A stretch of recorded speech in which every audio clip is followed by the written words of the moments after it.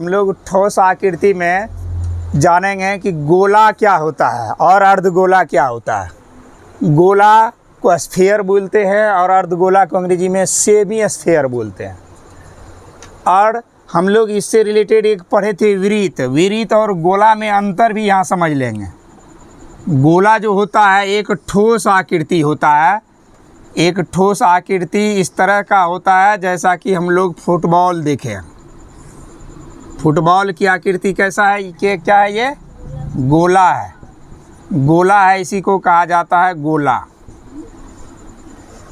इसके अंदर जो है खाली जगह होता है। फुटबॉल में गैस भरा रहता है, हवा भरा रहता है, लेकिन ज़रूरी नहीं है कि सभी गोला अंदर से खोखला ही होगा, खाली ही होगा। जैसे हम लोग लोहे का गोला भी देख सकते हैं, बीच में भरा हुआ होगा, या फिर शीशे की गोली होती है जो बच्चे कंचे के रूप में खेलते हैं, बीच से खाली नहीं होता, पूरा भरा हुआ होता है कि नहीं है। या कुछ गेंद आते हैं बच्चों के खेलने वाला रबर का, पूरा अंदर से अगर काट कर भी देखोगे तो खोखला नहीं रहता है, पूरा रबर भरा रहता है, तो वो ठोस हो गया। अगर बीच में कोई खाली जगह है तो खोखला गोला हो गया। अगर बीच में खाली है तो खोखला, अब बीच में पूरा कोई ना कोई मटेरियल भरा हुआ है तो गोला। जैसे फुटबॉल खोखला गोला, उसमें हवा भरना पड़ता है ना, लेकिन शीशे की गोलियां कंचे ठोस है। लोहे का अगर बना दिया जाएगा तो क्या हो जाएगा, ठोस हो जाएगा। इसमें एक ही भाग होता है, मात्र केवल त्रिज्या, एक ही चीज़ होता है। क्या होता है, त्रिज्या। केंद्र इसका मध्य बिंदु केंद्र होगा, और केंद्र से इस परिधि के को मिलाने वाली रेखा को क्या कहेंगे, त्रिज्या। तो ये केंद्र है, चाहे इस ऊपर की ओर मिलाएं, नीचे की ओर मिलाएं, किसी और मिलाएं, इसमें केवल क्या मौजूद रहेगा, त्रिज्या। तो ये गोला जो है एक प्रकार का ठोस आकृति है। और हम लोग इस आकृति में एक विरीत भी पढ़े थे, इस तरह का चित्र बनाए थे, इसी को हम लोग विरीत भी कहते हैं। ये क्या है, विरीत। विरीत को हम लोग सर्कल बोलते हैं। क्या बोलते हैं, सर्कल। तो विरीत गोला नहीं है, विरीत ऊपर से समतल होता है, प्लेन होता है। जैसे सिक्के गोल है, ऊपर से प्लेन है। रोटी क्या है, प्लेन है ऊपर से। कैरम बोर्ड की गोटी, स्टैगर क्या है, ऊपर से प्लेन है। तो वो सब क्या हो गया, सर्कल हो गया, वृत्त हो गया।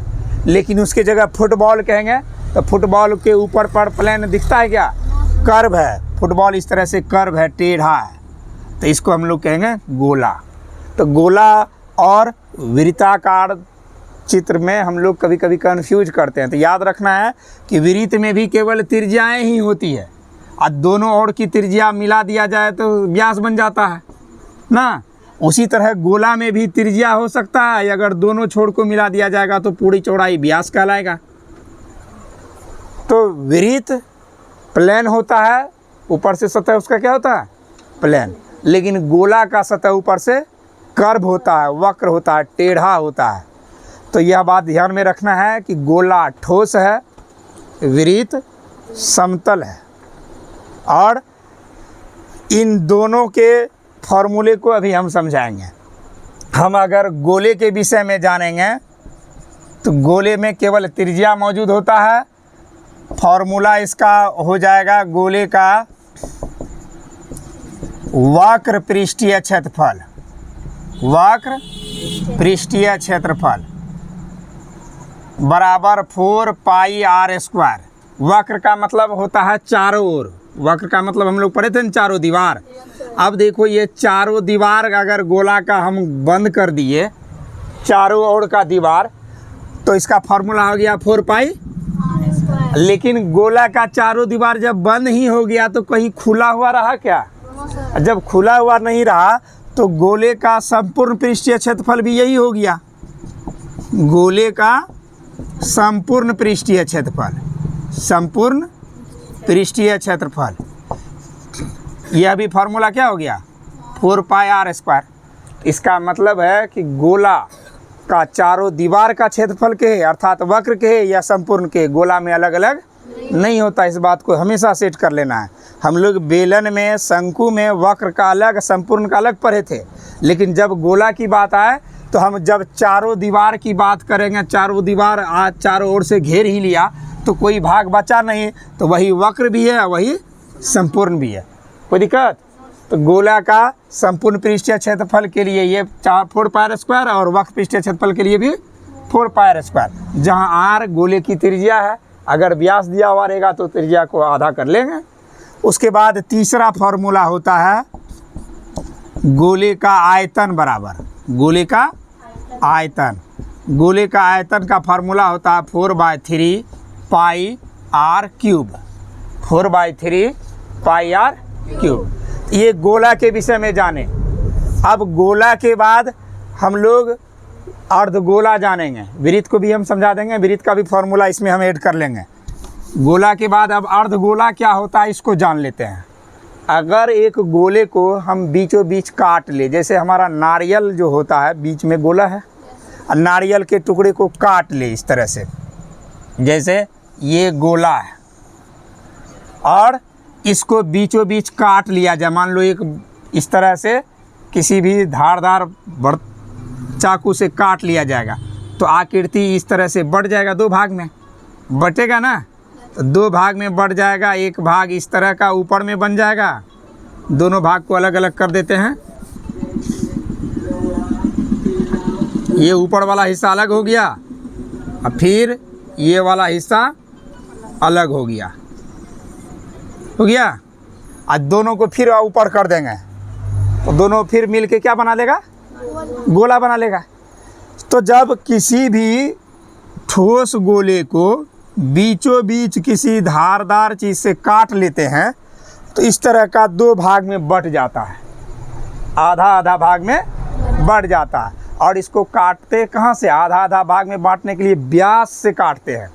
कहाँ से? व्यास से। तो ये ऊपर वाला हिस्सा ये भी हमारा कहलाएगा अर्धगोला, नीचे वाला हिस्सा भी क्या कहलाएगा? अर्धगोला, और ऊपर वाला भी हिस्सा अर्धगोला। तो दोनों हो गया अर्धगोला।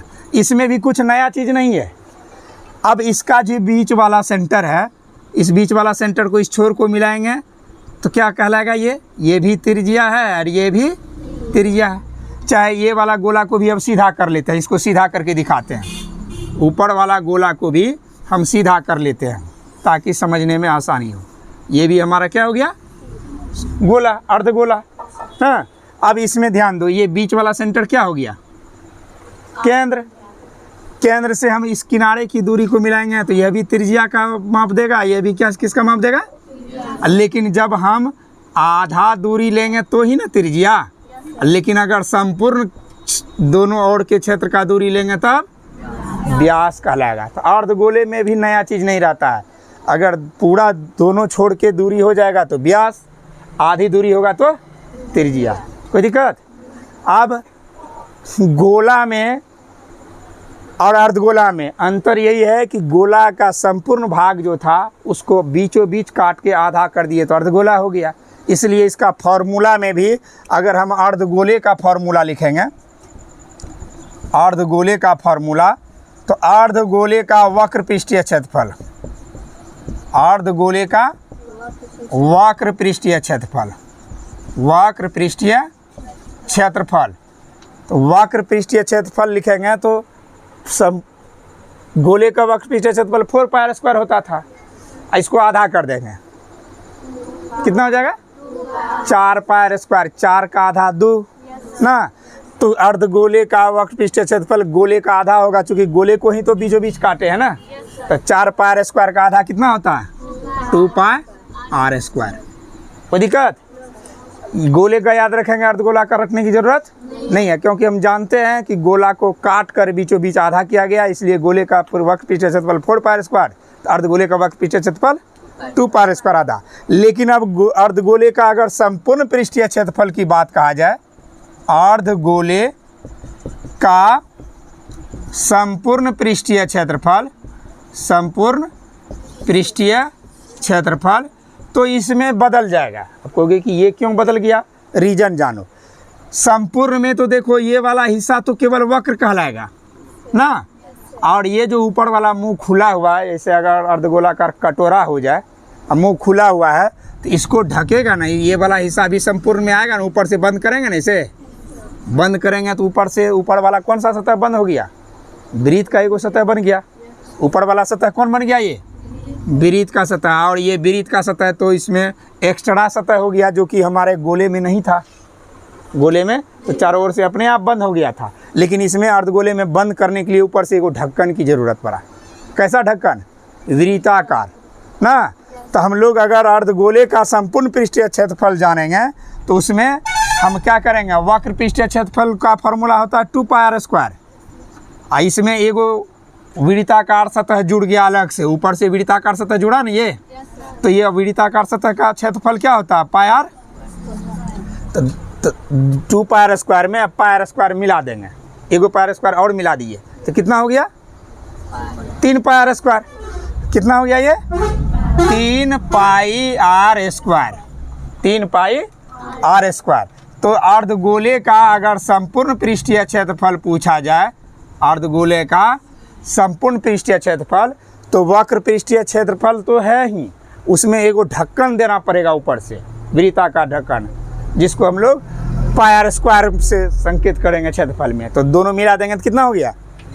3πr²। केवल संपूर्ण पृष्ठीय क्षेत्रफल में अर्धगोला थोड़ा सा डिफरेंट हो गया, क्योंकि इसमें ऊपर वाला जो काटने के बाद मुंह खुला, इस खुले हुए मुंह को ढकना है तब संपूर्ण होगा।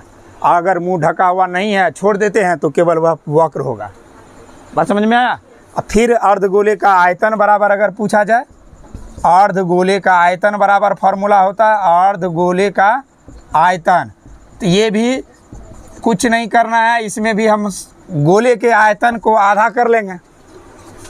गोले का आयतन है 4/3 πr³।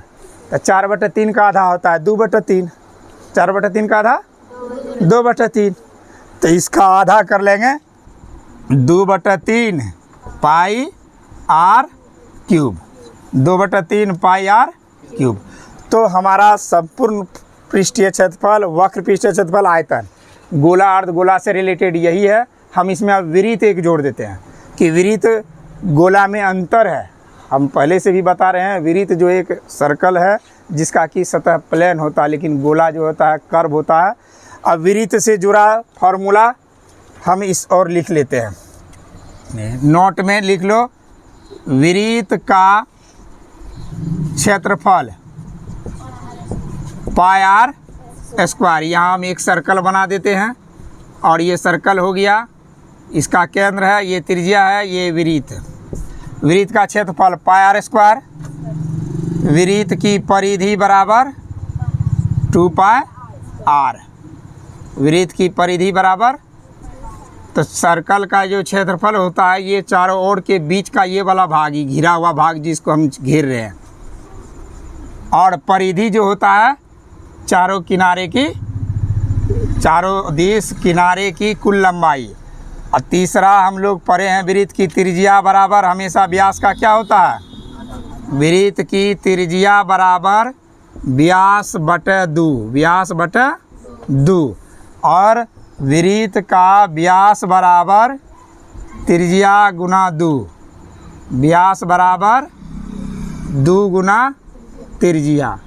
तो वृत्त का फॉर्मूला हर जगह काम में आता है।